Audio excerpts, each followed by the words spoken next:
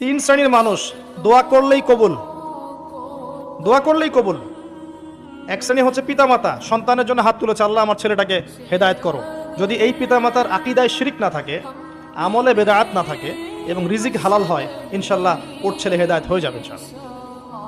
আরেক শ্রেণী রোজাদার, খাদ্য ছেড়েছে, পানীয় ছেড়েছে, হালাল স্ত্রী ছেড়ে দিয়েছে এবং আল্লাহর যাবতীয় নিষেধ সে বর্জন করছে, কষ্ট করে রোজা আছে, আল্লাহর ভয়ে খাচ্ছে না, কেউ দেখছে না, আল্লাহর ভয়ে পান করছে না, হাত তুলে দোয়া করছে, আল্লাহ আমার এটা চাই, আমার এটা চাই, আমাকে এখান থেকে বাঁচাও, এখান থেকে বাঁচাও, ইনশাল্লাহ দোয়া কবুল হয়ে যাবে।